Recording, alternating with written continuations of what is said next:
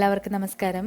ഇന്ന് നമുക്ക് വീട്ടിൽ തന്നെ നല്ല കട്ട തൈര് എങ്ങനെയാണ് തയ്യാറാക്കി എടുക്കുന്നത് നോക്കാം. അപ്പോൾ ഞാനിവിടെ തൈര് തയ്യാറാക്കി എടുക്കുന്നത് പാൽപ്പൊടി വെച്ചിട്ടാണ്. പാൽപ്പൊടി വെച്ചിട്ടും അതുപോലെ നമ്മുടെ പശുവും പാൽ വെച്ചിട്ടും ഈ ഒരു തൈര് തയ്യാറാക്കി എടുക്കാനായിട്ട് പറ്റും. നല്ല കട്ടയായിട്ടുള്ള പെർഫെക്റ്റ് ആയിട്ടുള്ള തൈര് നമുക്ക് കിട്ടും. അപ്പോൾ വളരെ ഈസിയാണ് തയ്യാറാക്കി എടുക്കാൻ. അപ്പോൾ നമുക്ക് അധികം താമസിയാതെ ഈ ഒരു തൈര് എങ്ങനെയാണ് തയ്യാറാക്കി എടുക്കുന്നത് നോക്കാം.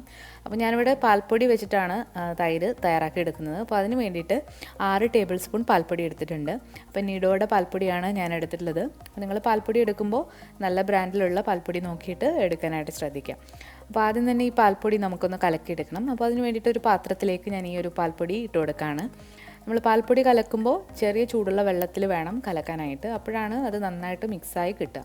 അല്ലെങ്കിൽ കട്ട കെട്ടി കിടക്കും. നല്ല പെർഫെക്റ്റായിട്ട് കിട്ടണമെങ്കിൽ ചെറിയ ചൂടുള്ള വെള്ളത്തിൽ തന്നെ കലക്കാം. അപ്പോൾ നമുക്കതൊന്ന് കലക്കിയെടുക്കാം. ഞാനിവിടെ മൊത്തത്തിൽ 6 ടേബിൾ സ്പൂൺ പാൽപ്പൊടിക്ക് 650 വെള്ളമാണ് എടുത്തിട്ടുള്ളത്.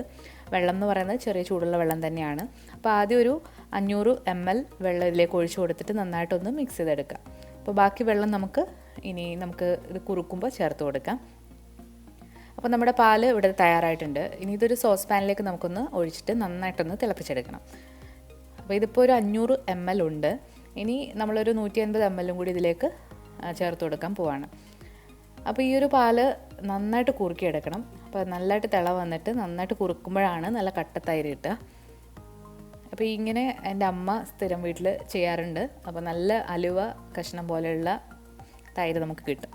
അപ്പോൾ ഞാനിവിടെ ബാക്കി ഒരു 150 ml വെള്ളം കൂടി ഇതിലേക്ക് ചേർത്ത് കൊടുക്കുകയാണ്. അപ്പോൾ ഇനി തീ ഒരു മീഡിയം ഹൈ ഫ്ലെയിമിലിട്ട് നന്നായിട്ടൊന്ന് കുറുക്കിയെടുക്കാം.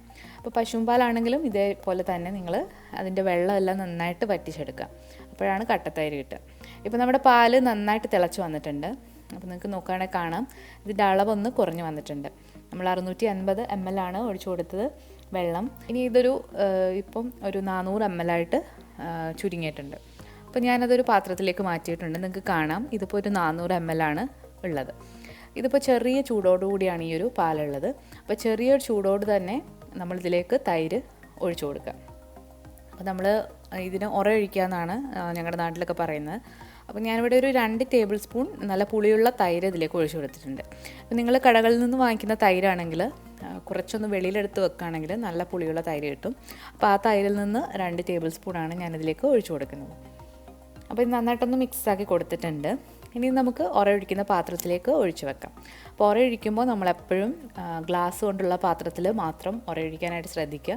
പ്ലാസ്റ്റിക്കും അതുപോലെ തന്നെ മെറ്റലായിട്ടുള്ള അതായത് സ്റ്റീലും അലുമിനിയം പാത്രത്തിലൊന്നും നമ്മൾ ഒഴിച്ച് വെക്കരുത്. നമ്മുടെ ശരീരത്തിന് നല്ലതല്ല.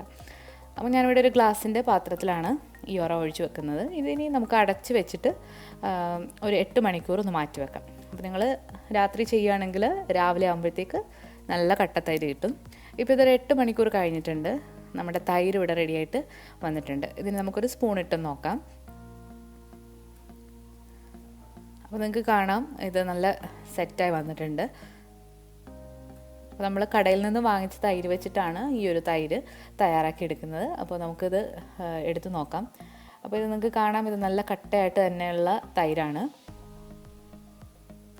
നമ്മൾ പാൽപ്പൊടി വെച്ചിട്ടാണ് ഈ ഒരു തൈര് തയ്യാറാക്കി എടുക്കുന്നത്.